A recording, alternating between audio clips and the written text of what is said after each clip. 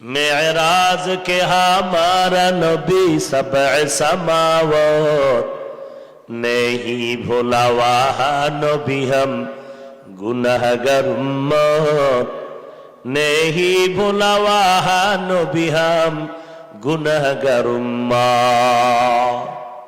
বর্তমান আরবি মাস রজব চলতেছে, সামনে আসতেছে শাবান, এরপরে আসতেছে কি রমাজান। মজার ইবাদতের মাস, বরকতের মাসে আপনারা পড়ছেন আলহামদুলিল্লাহ। আবার এই রজব মাস আসলেই নবী একটা দোয়া পড়তেন, উম্মতেরও পড়তে বলছেন, ছোট্ট দোয়া। আমি একটু আগে বলছি ছোটখাটো আমলকেও ছোট মনে করবেন না। এই দোয়াটা হাঁটতে চলতে উঠতে বসতে সব সময় পড়বেন। আল্লাহুম্মা বারিক লানা ফি রজব ওয়া শাবান ওয়া বাল্লিগনা রমাজান। আল্লাহুম্মা বারিক লানা ফি রজব ওয়া শাবান ওয়া বাল্লিগনা রমাজান।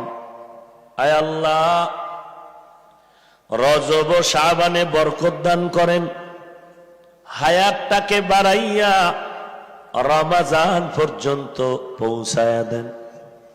কারণ রমজান বড় বরকতের মাস। আল্লাহ বলেন, রোজা আমি আল্লাহর, আর এর পুরস্কার আমি আল্লাহ নিজে। বান্দা নামাজ পড়ে ফিরিস্তারে দিয়া বললাম পুরস্কার পৌঁছায়া দাও। বান্দা যাকাত দিল, ফেরেশতাকে বললাম আমল নামায় পুরস্কার পৌঁছায়া দাও। বান্দা দান সদকা করেছে, আমি ফেরেশতার মাধ্যমে পুরস্কার পৌঁছায় দিলাম। কিন্তু রোজার পুরস্কারটা কেমন জানো? রোজাদার শুনে নাও, ও রোজাদারেরা, নবী জানায় দেন, আস-সাওমু লি ওয়া আনা আজজি বিহি, রোজাটা আমার আর এর পুরস্কার আমি আল্লাহ নিজে। তার মানে কি?